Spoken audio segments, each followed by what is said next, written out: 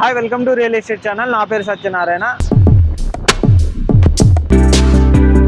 కార్యాలయ భవనాలు చకచక. కార్యాలయాల లీజింగ్లో వృద్ధి నమోదైంది. ఈ ఏడాది తొలి 3 నెలల్లో 2 మిలియన్ చదరపు అడుగుల విస్తీర్ణాన్ని కార్యాలయాల ఏర్పాటుకు లీజుకు తీసుకున్నాయి.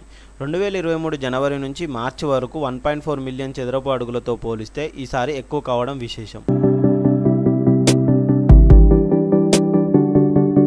సరఫరా 2.1 మిలియన్ చదరపు అడుగులుగా ఉన్నట్లు సిబిఆర్ఈ నివేదిక వెల్లడించింది. ఉద్యోగులకు కార్యాలయాలకు వచ్చి పనిచేస్తుండడంతో హైబ్రిడ్ మోడల్ పని విధానం, గ్లోబల్ కేపబిలిటీ కేంద్రాల ఏర్పాటుకు బహుళజాతి సంస్థల ముందుకు రావడంతో కార్యాలయాల లీజింగ్లో వృద్ధి నమోదైందని పరిశ్రమ వర్గాలు అంటున్నాయి.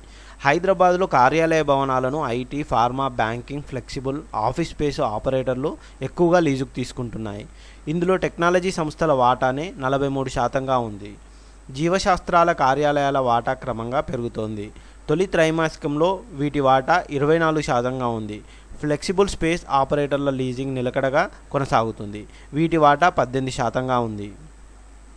విశాలమైన ప్రాంగణాల కోసం పెద్ద సంస్థలు సకల సదుపాయాలు ఉండే గ్రేడ్ ఏ కార్యాలయాలకు మొగ్గు చూపుతున్నాయి. వీటిలో విశాలమైన ప్రాంగణాలను ఎంపిక చేసుకుంటున్నాయి. గడిచిన త్రైమాసికంలో హెచ్సిఎల్ సంస్థ 3.30 లక్షల చదరపు అడుగుల కామరోజన్ వింగ్ 2 లీజుకు తీసుకుంది. మైండ్ స్పేస్ వెస్ట్లో 1.96 లక్షల చదరపు అడుగుల విస్తీర్ణాన్ని టేబుల్ స్పేస్ లీజుకు తీసుకుంది. లక్ష్మీ ఇన్ఫోబాన్ T6లో ఆల్ట్రోమ్ 1.40 చదరపు అడుగుల విస్తీర్ణాన్ని లీజుకు ఒప్పుకుంది.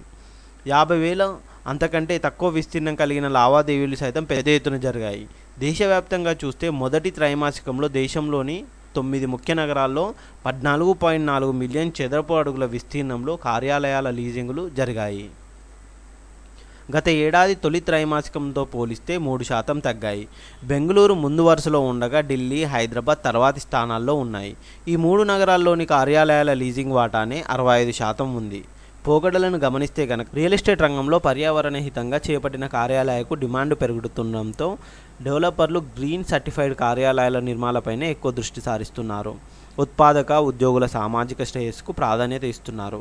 రాబోయే సంవత్సరాల్లోనూ ఇది మరింత పెరుగుతుందని భావిస్తున్నారు. కార్యాలయాలను సాదాసీదాగా కాకుండా ఎక్స్పీరియన్స్ కేంద్రాలుగా సృజనాత్మకంగా తీర్చిదిద్దుతున్నాయి. ఈ విధంగా చూసుకున్నట్టయితే హైదరాబాద్లో ఆఫీస్ స్పేస్ లీజింగ్ అయితే చాలా, కమర్షియల్ బిల్డింగ్లకైతే చాలా డిమాండ్ అయితే పెరిగిందని చెప్పుకోవచ్చు.